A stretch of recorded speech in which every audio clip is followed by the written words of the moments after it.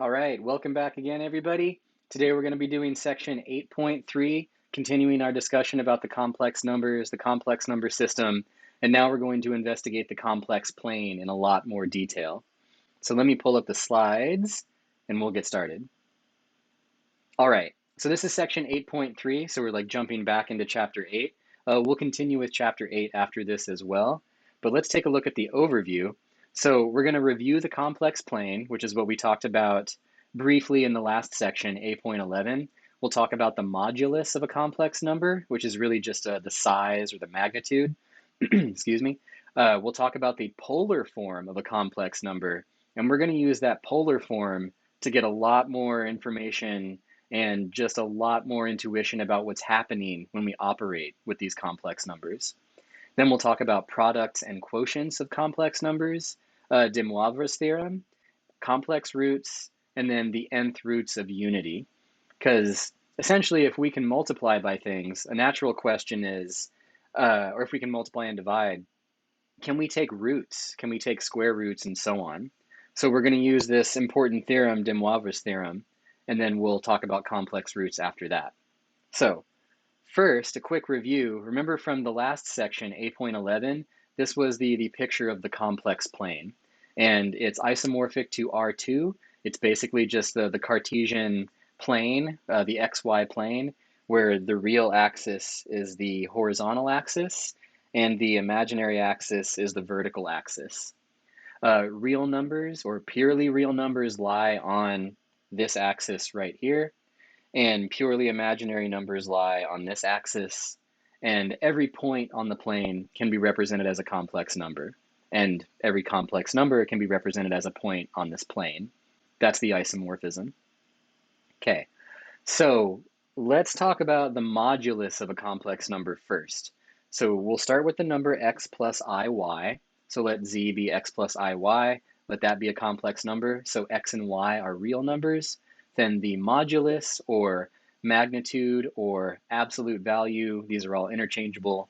That's denoted by the absolute value of z, and it's just defined as the Euclidean distance from the origin to the point x comma y. So more specifically, we get this formula here. And the good news is this is really nothing new. This is quite literally just the distance formula. So if you remember the distance formula from another class or from earlier, that's really all it is. It's like the length of the hypotenuse of the right triangle where the upper corner is the point x comma y. That's really all it is. So the modulus of a complex number is just its distance from the origin. That's really how you can think about it. How do we compute that distance? Using the good old distance formula. One thing that's cool about this is that if your complex number is just purely a real number, so if z is in the real numbers, then that means that its imaginary part is 0. So we can write it as x plus 0i. So then our formula gives us this. The absolute value of z is equal to this, but then because 0 squared is 0, we're just going to get that this is going to be the square root of x squared, and that is the absolute value of x. That's one of the definitions of the absolute value function, squaring something and then taking the square root. That's the absolute value function for real numbers. So this is amazing because this generalization to complex numbers and this modulus concept projects down into the real numbers, and it agrees with everything we know about the real numbers already. So this is one of the reasons why Hadamard said that quote, right, where the path between any two truths in the real domain passes through the complex domain. There you go. Okay. This first one here, this is a proposition that was in the previous section, 8.11, so I'm just going to repeat it. The product of a complex number and its conjugate is a real number. And more precisely, when you multiply a complex number and its conjugate, you're just going to get x squared plus y squared. So in other words, real part squared plus imaginary part squared. That's what you get. So as a consequence of that, which we proved in the last section, that means we can rewrite the modulus of a complex number simply as the square root of this product. There we go. So z times the conjugate of z is equal to the modulus squared, for example, to restate it, you can say. which is handy. So if you ever want to know what the modulus is, just multiply the thing by its conjugate and then take the square root. All right, so let's talk about the polar form of a complex number. Now, we saw earlier that there's an isomorphism between the Cartesian plane and the polar plane.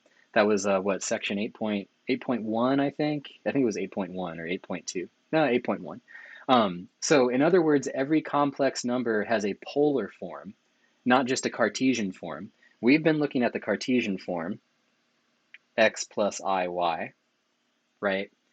And if you remember from section 8.1, the isomorphism equations that let you pass between the Cartesian plane and the polar plane are these ones. So these ones are hopefully super familiar to you now. X equals r cosine theta, y equals r sine theta. Those are the isomorphism equations to go between Cartesian and polar form, right? So using these equations, we can rewrite a complex number that's written in Cartesian form in its polar form, simply by substituting in these relations. So if z is equal to x plus iy, then we can rewrite z as r cosine theta plus I times r sine of theta for some angle theta. We just have to determine the angle theta and determine what r is. Sometimes you can factor the r out if you just want to say r times cosine plus I sine theta. If you've seen this in books before, some books will abbreviate cosine theta plus I sine theta as CIS, like so. And you could also rewrite it as e to the I theta, but we're not going to go into those details here. The point is that you can basically just use these isomorphism equations and rewrite it in polar form. All right, so let z be given in polar form and write it as r times cosine theta plus I sine theta. Then the modulus of z, the magnitude, is just the radius. And this makes a lot of sense too, right? Because if you think about the complex plane, pick some complex number here, that complex number lies on a circle whose radius is just this length. But this length is the modulus of that number z. That's really all it is. So the size of the complex number z is just the same as the radius in its polar form. Super cool, super helpful, very simple. Okay, so next, the other thing we can do is this. If we have a complex number z equals r times cosine theta plus I sine theta, then the angle theta is what we call the argument of z, really just saying what that angle is going to be. And we can actually define the argument function, and it's defined as arg z equals theta mod 2 pi. So in other words, if you've got, if you want to talk about the angle that this number is forming with the real axis right here, theta, you can talk about that. You can talk about that as the argument of the number, but you've got to mod out by 2 pi because you could talk about going around and around and around. So we're going to mod out by all the round and around and arounds and just look for the remainder again. Okay, so let's try some examples. Let's try to write this number in polar form. And I want you to try this one on your own first. So remember, in polar form, we need a radius and we need an angle theta. So how do you think you could find those?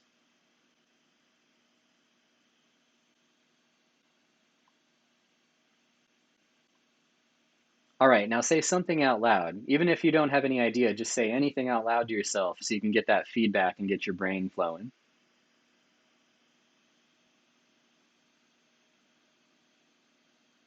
All right, now try to write something down. Maybe see if you can find what the radius is going to be. What could the radius possibly be? Try to write that down.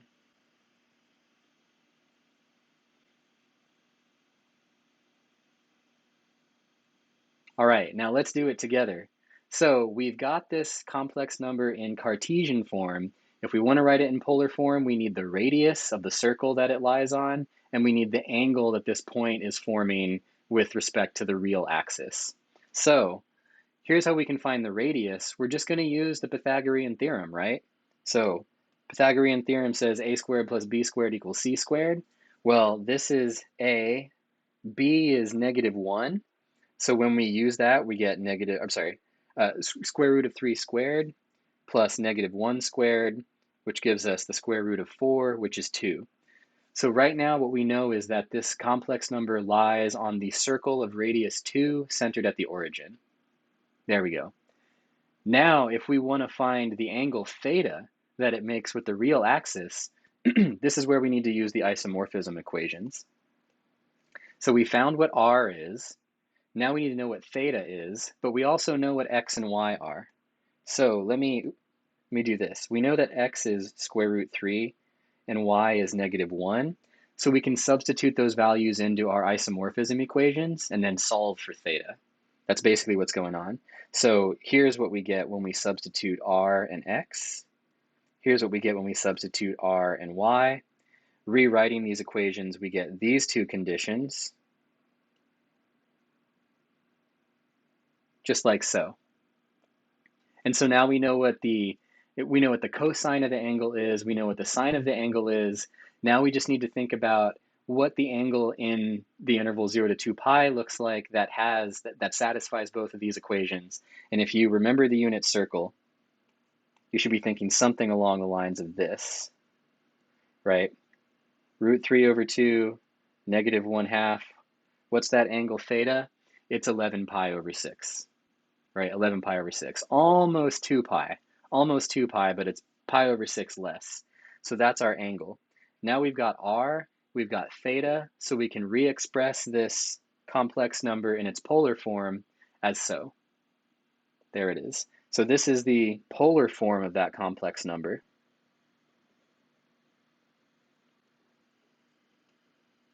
This is the same thing as root 3 minus I. So those are the same two numbers, just written in two different forms. Okay, now let's try to go the other way. So once again, I want you to try this one on your own. I'm giving you a complex number written in polar form. See if you can convert it to Cartesian form. How would you do it?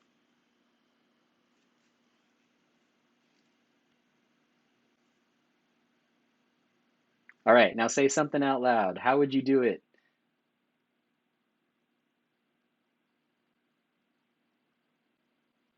Okay, now try it on your own. See if you can find the Cartesian form. As a hint, see if you can figure out what x is going to be and what y is going to be.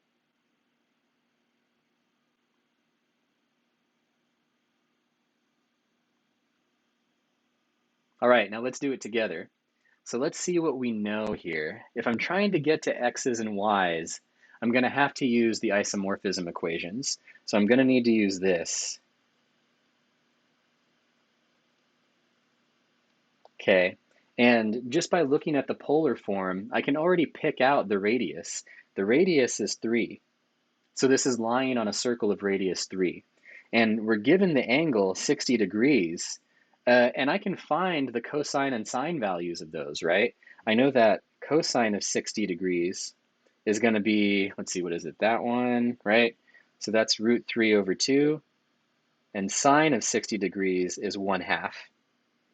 So now I can just plug those in, and I get this, right? So, oh wait, did I say 3? Oh shoot, sorry, I have a typo here. I thought I fixed that. I guess not. My apologies. R is equal to 3. So, oh, you know what? I think I forgot to compile. That's what it is. Okay, so then this number right here should be 3. So let me rewrite this now. This is not going to be correct down here. So this is going to be 3 times 1/2, which is 3/2. And then this is going to be 3 times root 3 over 2, which is just 3 root 3 over 2. There we go. So now that we know that, the Cartesian form of our complex number should be 3/2 plus 3 root 3 over 2 I. There we go. I'll fix that on the slides as soon as I'm done here. But that's the idea. Isomorphism equations, not so bad. Okay, so now let's talk about products and quotients of complex numbers. Excuse me. So what's nice about this is looking at these complex numbers in polar form reveals a lot about what happens when you multiply and divide with them. We couldn't really see that when we were looking at the Cartesian form, for example, in the previous section, A.11, right?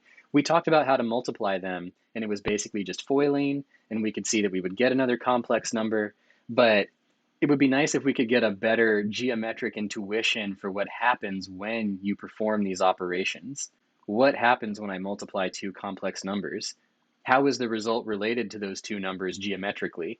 What happens when I divide two complex numbers? How is the result related to those two numbers geometrically? That's what this tells us. So there's something very, very cute that goes on here. Just something very profound too that you can use. If let's say we've got these two complex numbers, z1 is this, and z2 is this. So z1 has radius r1, z2 has radius r2, z1 has angle theta 1, z2 has angle theta 2. So it turns out when you multiply these two numbers together in their polar form, this is the result that you get. This is the result. And let's look at this formula closely for a minute. First, the radii are going to be multiplied. So whatever the two radii are, you multiply them together. Then we're going to add the angles together, and then we'll do cosine of that sum plus I sine of that sum. So if you remember briefly from the previous section, what I had said was that when you multiply two complex numbers, you get a rotation and a scaling. And that's exactly what this formula is telling us. Check this out. If I multiply these two numbers, I'm going to rotate. The result is going to be rotated depending on what those two original angles are.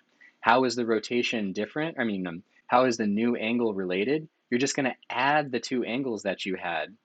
You're just going to add the two angles, but you're also going to scale. You're going to scale by the two radii.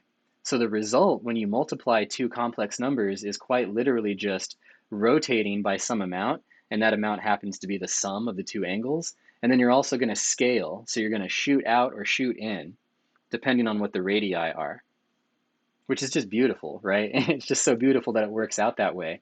We can define multiplication of these 2 points in the plane as a rotation and a scaling. It's just so elegant. It's amazing. Now look what you do for division. There's a similarly beautiful result when you divide two complex numbers. So if I divide them, again, the radii influence things. So you're just going to divide r1 by r2. That's like a scaling again. And now instead of adding the angles, you're going to subtract the angles. And that's it. That's really it. So the big idea is that when you multiply or divide complex numbers, it's going to result in a rotation and a scaling, and your new result is going to be scaled and rotated depending on those two numbers you started with. All right, let's see the proof. So the proof is incredibly short, and all it really uses is the angle sum formulas that we derived way back in section, 6.3 or something like that, right? Again, like when you do these types of proofs, you can just look up what these formulas are. But if you just follow your nose and do the products and combine like terms, this is what you get. Z1 times Z2 is this complex number times this complex number. Foil everything out, combine like terms. R1 and R2 will factor out. And then you're going to get this big result here. Here I've separated it between the real part and the imaginary part again, because every complex number can be written in this way. And then this first highlight right here, I should say, let me erase this. There we go. That highlight right there, that is actually the angle sum formula for cosine. And this highlighted piece right here, that is the angle sum formula for sine. So voila. There we go. That's the result. So when you multiply two complex numbers, you get a rotation and a scaling. I'll leave the one for the quotient formula to you. So if you find this interesting, you should try that one on your own. The work is really similar, right? You're just going to use the angle difference formulas instead. So I encourage you to try it on your own and see what you get. And then you can always compare to the formula right here. All right. Okay. So now that we know what happens when you multiply and divide these numbers, we're going to get a very, very powerful theorem called de Moivre's theorem. So we're going to start with a complex number z, like so. And using that product formula above, we're going to investigate the powers of z. So this is not just the powers of I. This is not I squared, I cubed. We're just talking about a general complex number z. What happens when you raise z to a power, z times z times z times z times z? How does that affect things? What happens? So using the product formula, we get this. Z squared is z times z. So the radius is going to be the same for both. So r times r is r. But then remember, you're going to add the angles. You're just going to add the angles together. Well, because this is the same number, it's going to be theta plus theta, which is 2 theta. Theta plus theta, which is 2 theta. There you go. So z squared is r squared times cosine 2 theta plus I sine 2 theta. That's what you get. Now, next, what if we take that result and multiply that by z again? Using the same product formula as before, all we're going to do is we're going to add the angles. So now it'll be 2 theta plus theta, which is 3 theta, and multiply the radii, which are going to be r squared times r, which is r3, or r cubed. And then you can continue this process, right? Z to the fourth, that's z cubed times z. So we're going to get r to the fourth, 4 theta, and so on. Z to the fifth will be r to the fifth, theta will, then it'll be 5 theta and 5 theta, and so on. So in general, we have de Moivre's theorem, which is that the nth power of z is r to the n times cosine of n theta plus I sine of m theta for any positive integer n. And that's it. Again, just a very, very beautiful result, right? And it just follows from those formulas. It follows from the product formula for complex numbers in their polar form. That's really it. So if I give you any complex number z, you can tell me what z to the 10 is. You just run it through this formula and it'll give it to you.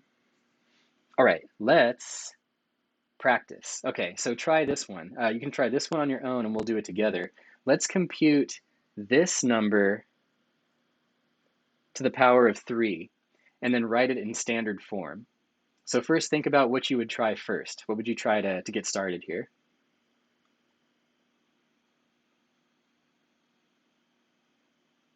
All right, now say something out loud to yourself about how you would get started.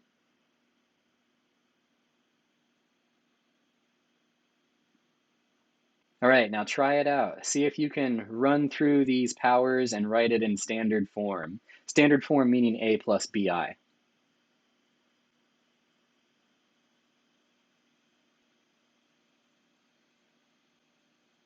All right, now let's work on it together. So first thing, de Moivre's theorem yields this. So we know right away we're going to get 4/3. And because the power is 3, we're going to take that angle and multiply it by 3. So we get 3 times 15 degrees, 3 times 15 degrees. That's 45 degrees. 4 cubed is 64. We know the value of cosine 45 degrees and sine 45 degrees. Those are standard angles, so the cosine and sine are both going to be root 2 over 2. And we get this, which leads to the final answer here. So this is the standard form of that number cubed. So if we were to relabel this as z, then z cubed is equal to that. That's the number you get. So you'll get a scaling and a rotation, a scaling and a rotation. Pretty cool. Pretty cool stuff. Okay, so now that we've seen how we're going to deal with products and we've got de Moivre's theorem, let's talk about complex roots. So now that we've seen complex powers in essence, right? So we've seen like z to the n, z squared, z cubed, z to the n.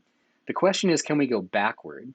So if we've got a number, a complex number w, given in this polar form, and we'll say it's a non-zero complex number, for integers n greater than 2, does there exist a complex number z such that z to the n equals w? So in other words, we're saying, what is the nth root of w? Does that number exist? What does it look like? What could it possibly be? So think about it for a minute. See if you could figure out what a good candidate would be for this. What would be like the nth root?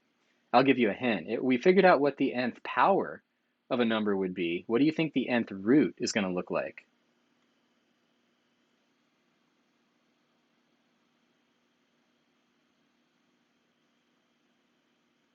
All right, let's see. So de Moivre's theorem gives us a really, really nice way to figure this out pretty quickly. It follows from de Moivre's theorem that the result is going to have this form, right? So remember that the radii are going to be scaled.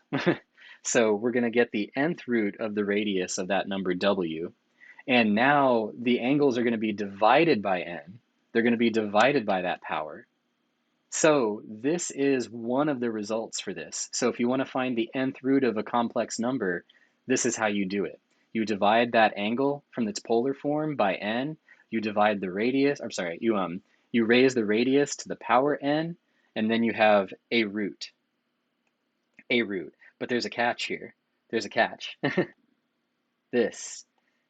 Each complex number has infinitely many representations that differ by 2k pi, right? So remember that sine and cosine, they have the same values because they're periodic. So any complex number you talk about, it has infinitely many polar representations. So we have to be a little bit careful because that means there are infinitely many solutions to this. Infinitely many solutions to this. So here's how we're going to handle it. Here's how we're going to handle it. This is the formula. So let W be a complex number, r cosine theta plus I sine theta, non-zero, then there are n distinct complex roots of w, and they are given by this formula. So there are n complex roots. These are called the nth roots of w, and they're given by this large formula here. And what are these pieces? So theta sub 0 is an angle in the interval 0 to 2 pi. That's kind of like the initial angle. But then you're going to have all these other repetitions that you have to account for because of the periodicity of sine and cosine. So you're going to increment k between 0 and n minus 1. So that's where like this k comes into play right here. And we're going to do an example in a minute. I realize this is a complex formula. You don't need to memorize this formula. I will give you this formula for the test, for example. But this is how you do it. You take the nth root of the radius. You're going to divide that angle by n, just like we saw previously. But then you need to think about the periodicity and divide that periodicity by n as well. And again, there will be infinitely many results, but there's only going to be n distinct results. And that's because, again, you'll see what I mean in a second. But if we've got this, we're going to get results all around a circle here. But if I were to keep going around, I'm just going to keep hitting the same points again. So even though there's infinitely many results, there's only a few, or I should say there's only n distinct complex roots. Distinct complex roots. So let's try it. Let's try it because I know this is kind of hard to wrap your head around. But let's find the cube roots of this number. And let's think about it intuitively. I've got a complex number z. What I want to know is, what are the numbers where if I were to cube them, I would get this number? That's what I want to know. Is there a number where if I cube it, I land on this point on the plane? What could those numbers possibly be if they exist? And how can I find exactly what they are? That's what this is. That's what this tells you. Let me clear all this out of here. That's what this tells you right here. So these are the numbers where when you raise them to the power of n, you will get back the original number that you started with. That's what you get. So here we go. We're just going to use the formula and see what we get. So the first thing we've got to do is express it in polar form, which now we know how to do. How do we get it into polar form? We use the isomorphism equations. Sorry, 1 second. There we go. So first we need to find the radius. So, oops. We're going to do x squared plus y squared and take the square root, which will give us 2. So our radius is 2. Using the isomorphism equations here, we get that we need cosine of the angle to be -1/2 and sine of the angle to be √3/2. And once you have those, we can find out that the angle has got to be 120 degrees or a 2 pi over 3, whichever you prefer. And this is the polar form. Okay, so far all we've done is write our original number in polar form. We've not found a root or anything like that. Now we're going to go to that formula. Because we're being asked to find the cube roots of z, that means that the index of the radical is going to be 3. That also means that we're going to have 3 distinct solutions to this. There are infinitely many solutions, but we're going to have 3 that are actually distinct solutions. And here's how we're going to get them. So this is what the formula gives us. Let me point out some pieces here. 120 degrees, that's theta sub 0, or theta naught. Sometimes people will call it theta naught. So theta naught is 120. Now we're going to divide that angle by 3 because we're looking for cube roots. And then we're going to add full rotations divided by 3 as well. Note also in the very beginning here, right here, we're taking the cube root of the radius 2.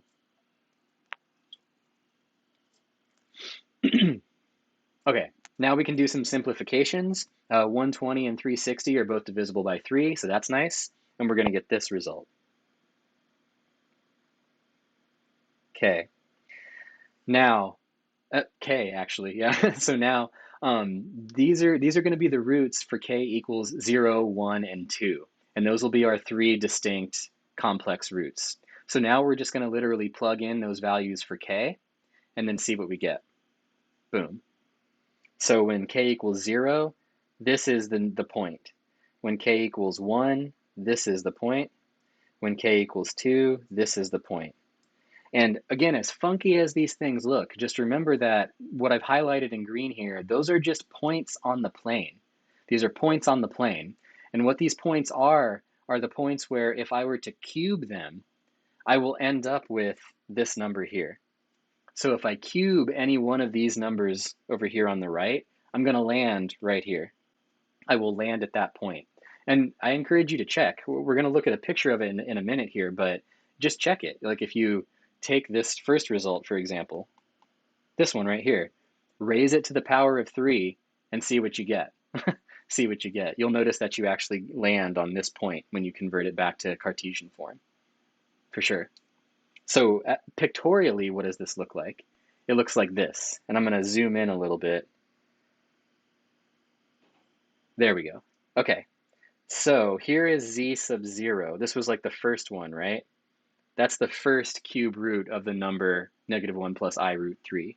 And this corresponds to this point right here. So that is one of the cube roots of that number. Here is the second cube root of that number. And then here is the third cube root of that number. And so as you can see, they're all like distributed around this circle, right? And the radius of the circle, there we go, is cube root of 2. So this, I guess it's marked right here. Yeah, so the radius of this circle, this black line here, that's cube root of 2. And what's amazing about this, what's fascinating about this is literally if you take any of these points, and you cube it, it will land you back at this point right here, which is just so cool. It's just so cool. So those are the cube roots. There's 3 distinct points that will map to that point that we started with, and that's how we find them. So once again, there's just this amazing, beautiful geometric relationship between these things. Okay. All right, so you'll get a bit of practice with this on the homework. But lastly, let's talk about the nth roots of unity.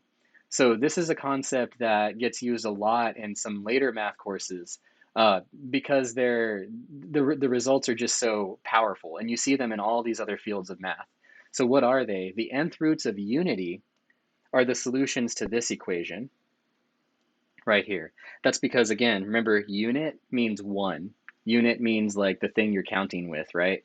So the nth roots of unity are the solutions to this equation here. The complex numbers where if you raise them to the power n, you land at the point 1. And remember, the point 1 on the complex plane, is right here. So what are the numbers where when I raise them to the power 5, I will land here? What are they going to be? Well, using that formula from the previous theorem, we get that these are the solutions. Just like so. Just like so. And again, this is quite literally just a specific instance of that more general formula. So if I go back to that general formula, which is right here, you'll see what I mean. Boom.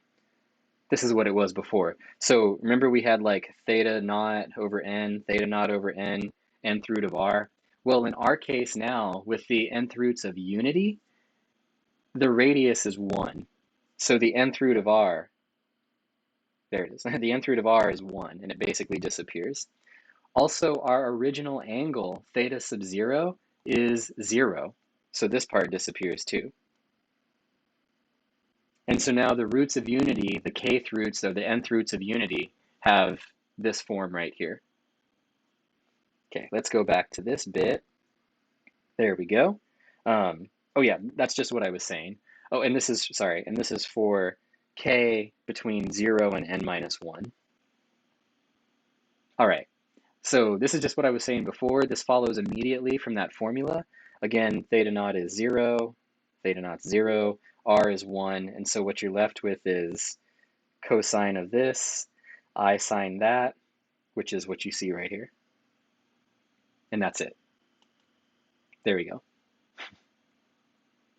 All right, so now let's try this. And I want you to try this one on your own. So now that you've seen the formula and you've seen me do it a little bit, try to do this one on your own. See if you can find and plot the 6th roots of unity. How do you think you would start?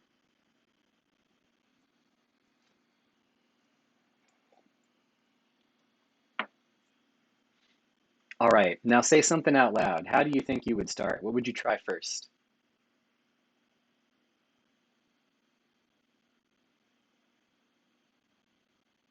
All right, now try it. See if you can work it out on your own. Find the 6th roots of unity, and then try to plot them on a nice like circle. See if you can plot them.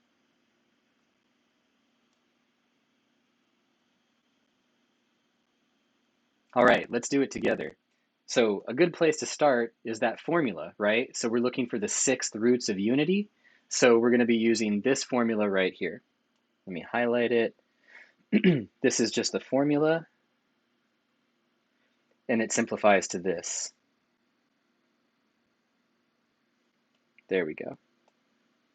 And remember, this is holding for k equals 0, 1, 2, 3, 4, 5, because we've got 6 roots. So there are going to be 6 distinct points on the unit circle that would map to the point 1 under this transformation.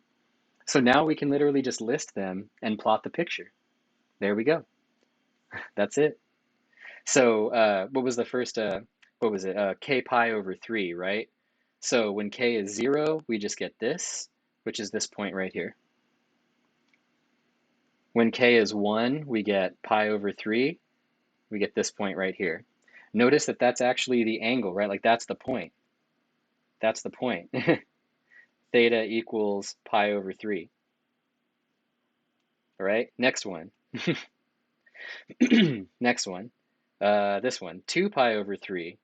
That's going to be this point. Oops, looks like I missed a little piece. There we go.